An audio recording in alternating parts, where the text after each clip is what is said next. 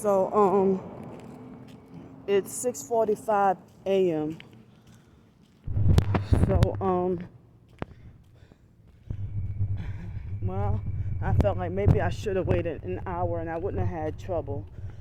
But they had this other new bus driver. That's another narcissistic gay perp bus driver. He even had the freaking gay pride. He had like a gay pride rainbow watch that he was wearing.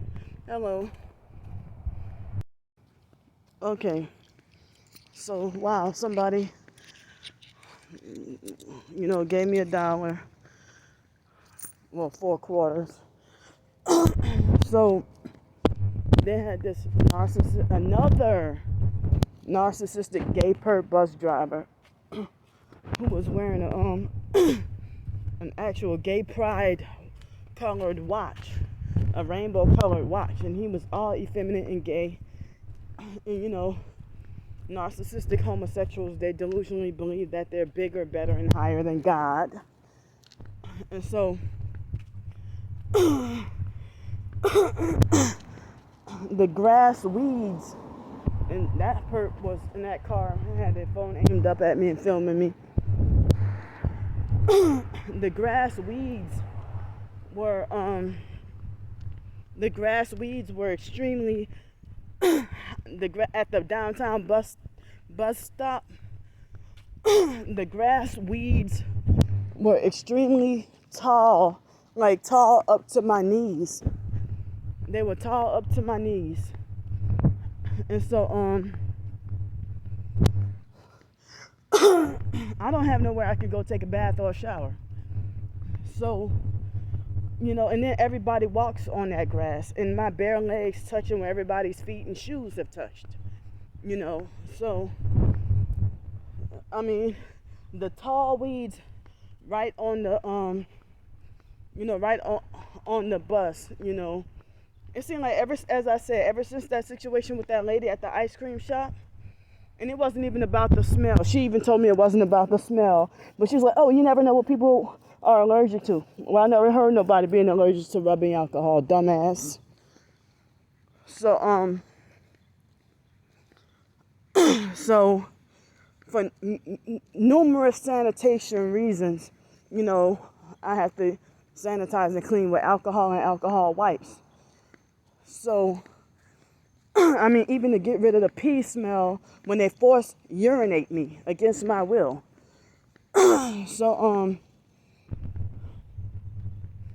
So then, my OCD got worse after being raped.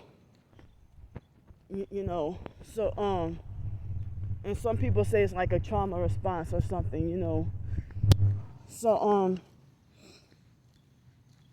so I wish people would understand that rather than being judgmental and just calling me crazy and looking for another excuse to call me crazy. But the perps, they're psychopathic and don't care.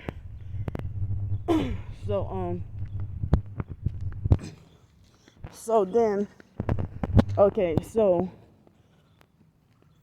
the second gay perp bus driver, what he did was he when I tried to clean and sanitize and spray my legs and stuff,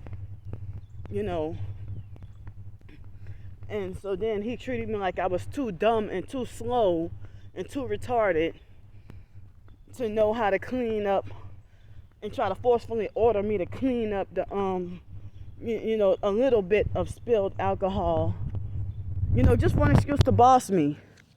There wasn't that much alcohol on the floor, and he talking about people could slip or whatever. So I mean, I'm like, it's alcohol is gonna dry really fast, so, and it didn't damage anything. So he's like, "Oh well, it's wet right now and we don't want nobody to slip." I'm like, "Shut up, stop harassing me." That was a perp in a blue truck, red shirt, and arm hanging out the window. I missed it. So then, he gave me paper towels and forced me against my will to clean up. And he tried to clean up, with the paper towels. And the floor was dirty, and I didn't want to touch the floor, And so then Then had the homeless perp that been following me around for about 2 years. And he had all that stuff. That's the one that he followed me at the library, he followed me at downtown, he followed me here, followed me there. And so even followed me at the beach one time. So he did the ultimate worst. He had all that stuff. I told him, do not bump into me or touch me. What did he do? He didn't care. He bumped into me with his dirty stuff anyway. And his stuff smells like a dog. Like a dog. His stuff smells, all his belongings smell like a dirty dog. And I freaked out. And I sprayed some more and tried to clean off and wiped myself. And I freaking had a meltdown, almost. And so then the guy, I don't know if y'all can see how tall these grass weeds are. Pretty tall, pretty high. So any other bus driver or anybody else, they don't tell me nothing. They don't tell me nothing. So then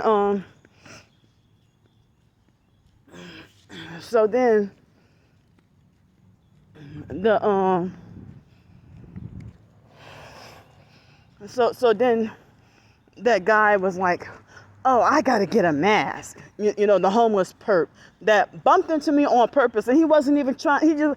He was like, excuse me, And I said, don't you bump into me, don't you touch me.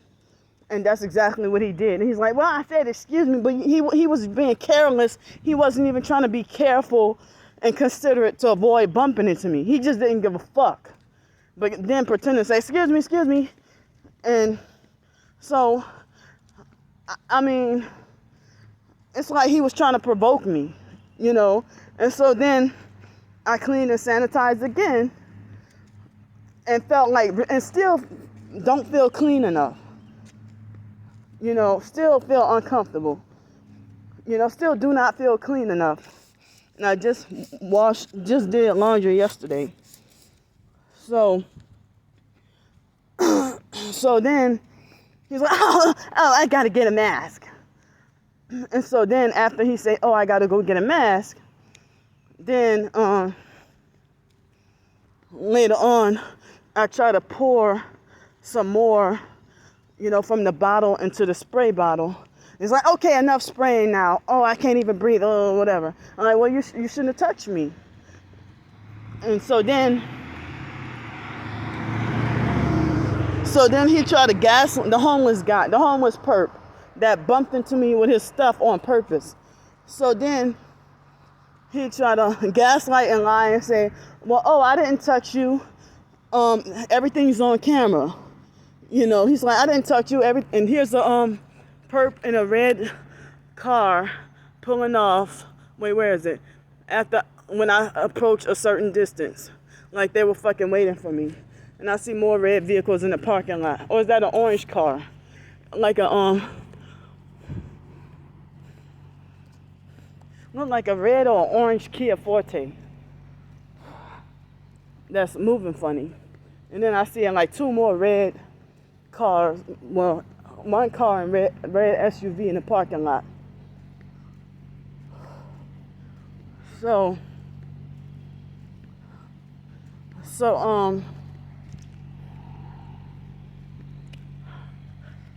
I mean, I'm also spraying because they have like whatever is biting me up, that helps soothe the pain. That helps to soothe and ease the pain also, and the itching and stuff, So also foster care abuse from when I was younger. That's the car I was talking about. Foster care abuse from when I was younger also is the reason why I have, OCD and everything, So and so look, another red car moving funny in the parking lot way down there. So then I wish that loud truck didn't have the engine on. So then, when I got off the bus, I told that guy, shut up, you don't run nothing. The homeless perp. I told him, shut up, you don't run nothing. So I told him, oh, enough spraying, man, whatever. But he did that on purpose, and then tried to gaslight and make it look like it was unintentional, like it was an accident. So then, when I got off the bus, I explained to the bus driver, about my OCD, this, that, whatever, and I explained that he tried to tell me, oh, you should spray before you get on the bus. And I'm like, well, I couldn't because the weeds were right there, Hi. And so, oh, huh? Oh, okay, I'm sorry. Oh, no, I'm sorry. So, let me try to go around the corner because they're talking pretty loud. So then, when I explained to the bus driver about my OCD and this and that, whatever, and then he said, oh, well, we don't choose favorites. He said something along those lines like, we don't choose favorites, so we don't give people special treatment, and you have to follow rules just like everybody else, and this is public transportation. I'm like, fuck you, and got off the bus. I cussed him out and called him faggot. Yeah, I did. Because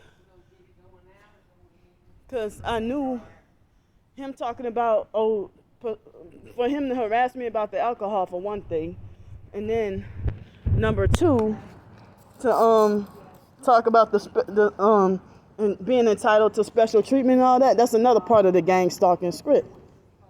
Come on, man, shut your dyke ass up. So that was another part of the gang stalking script. Another part of the gang stalking script was for him to talk about, me acting like I'm entitled to we don't give special treatment and this and that, whatever, and oh, this is a public bus and everybody follow the same rules and stuff. I'm like, what authority do you have? And you're a new bus driver. You try to act like you think you're a veteran and been driving for years. But he was I don't want to ride the bus with him no more. And they just make things uncomfortable. Force me in dirty environments on purpose. And force me into public where I'm forced to follow rules. But if I had more privacy, that's less rules. With more privacy, I have less rules I have to follow.